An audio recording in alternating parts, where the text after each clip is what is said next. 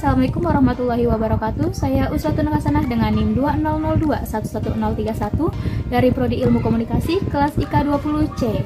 Di sini saya akan menyampaikan review singkat dari e-jurnal yang berjudul Stratifikasi Sosial dan Perjuangan Kelas dalam Perspektif Sosiologi Pendidikan karya Binti Maunah. Pasti kita pernah kan nemuin adanya perbedaan golongan di dalam sebuah masyarakat. Nah, hal tersebut itu yang dinamakan stratifikasi sosial. Lah, terus stratifikasi sosial itu apa sih? Jadi, stratifikasi sosial adalah pembedaan individu atau kelompok dalam masyarakat yang menempatkannya pada kelas-kelas sosial yang berbeda-beda dan memberikan hak serta kewajiban yang berbeda-beda pula antara individu pada suatu lapisan dengan lapisan lainnya. Sistem stratifikasi sosial adalah perbedaan penduduk atau masyarakat ke dalam kelas-kelas secara bertingkat yang diwujudkan dalam kelas tinggi, kelas sedang, dan kelas rendah. Dasar dan inti sistem stratifikasi masyarakat adalah adanya ketidakseimbangan, pembagian hak dan kewajiban, serta tanggung jawab masing-masing individu atau kelompok dalam suatu sistem sosial. Penggolongan dalam kelas-kelas tersebut berdasarkan dalam suatu sistem sosial tertentu ke dalam suatu lapisan-lapisan yang lebih meningkat atau hierarkis menurut dimensi kekuasaan, privilege, dan prestige. Stratifikasi sosial terjadi karena adanya pembagian atau segmentasi kelas-kelas sosial di masyarakat.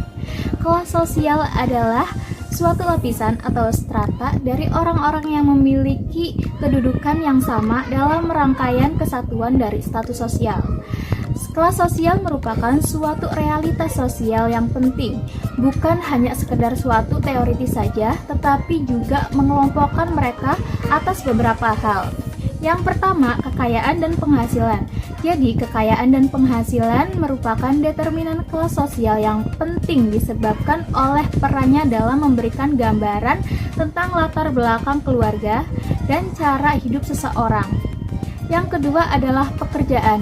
Pekerjaan merupakan salah satu indikator terbaik untuk mengetahui cara hidup seseorang, sehingga secara tidak langsung pekerjaan merupakan indikator terbaik untuk mengetahui kelas sosial seseorang.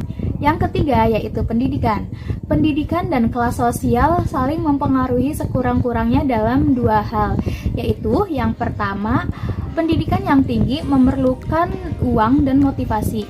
Dan yang kedua yaitu jenis dan tinggi rendahnya pendidikan mempengaruhi jenjang dalam kelas sosial. Nah, suatu pelapisan sosial itu terjadi berdasarkan suatu kriteria tertentu, dan dengan berdasarkan kriteria-kriteria tersebut, maka dapatlah bentuk-bentuk strata sosial antara lain sebagai berikut. Yang pertama yaitu kriteria biologis.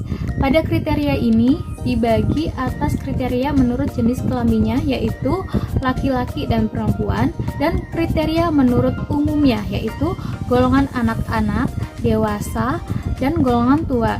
Yang kedua yaitu kriteria geografis.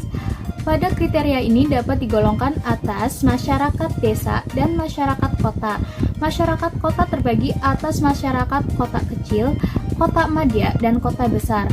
Stratifikasi sosial merupakan hukum sosial yang niscaya adanya. Justru, meniadakan stratifikasi sosial akan membawa kepada kemandekan dan kerapuhan masyarakat. Adanya kelas sosial superior menjadi sandaran kelompok inferior terhadap ancaman dari luar dan dari dalam. Akibatnya, adanya sistem stratifikasi sosial yang berimplikasi pada pembentukan mentalitas masyarakat yang diaktualisasikan dalam bentuk sistem nilai-nilai, pola pikir, sikap, pola tingkah laku dalam kehidupan sehari-hari, dan sistem kaidah atau norma dalam mengaktualisasikan diri. Adanya stratifikasi sosial tentunya tidak terjadi dengan sendirinya. Pasti ada faktor-faktor yang mempengaruhinya. Nah, apa saja sih faktor-faktor yang mempengaruhi stratifikasi sosial?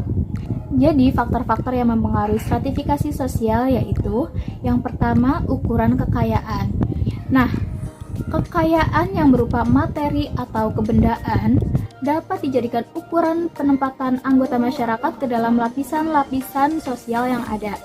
Barang siapa memiliki kekayaan yang banyak, maka ia akan termasuk lapisan teratas dalam sistem pelapisan sosial.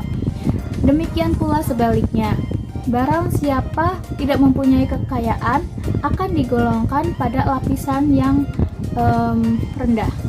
Kekayaan tersebut dapat dilihat dengan benda-benda mewah yang dimilikinya, kemudian tempat tinggal, kemudian juga cara berpakaian maupun kebiasaan-kebiasaan dalam berbelanja. Yang kedua yaitu ukuran kekuasaan dan wewenang.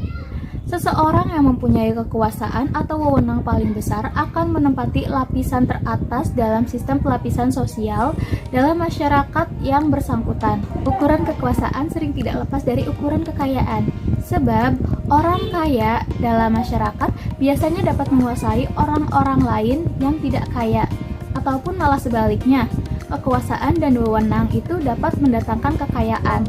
Faktor yang ketiga yaitu ukuran kehormatan. Ukuran kehormatan dapat terlepas dari ukuran-ukuran kekayaan dan kekuasaan. Orang-orang yang disegani atau dihormati akan menempati lapisan atas dari sistem pelapisan sosial masyarakat.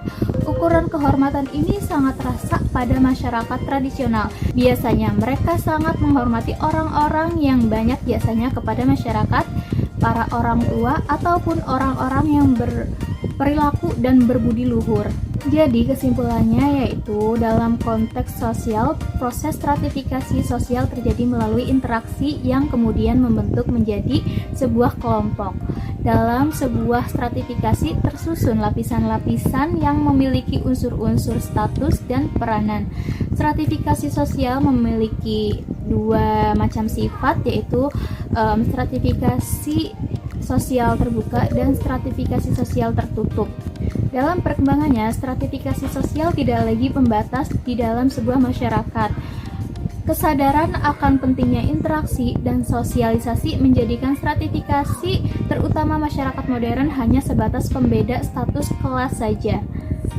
Oke, sekian review singkat tentang stratifikasi sosial dari e-jurnal yang berjudul Stratifikasi Sosial dan Perjuangan Kelas dalam Perspektif Sosiologi Pendidikan, karya Binti Mauna. Semoga review singkat yang saya sampaikan tadi dapat dipahami oleh teman-teman. Saya memohon maaf karena banyak kekurangan dalam menyampaikan. Saya Ustazah Hasanah, pamit undur diri. Wassalamualaikum warahmatullahi wabarakatuh. Bye.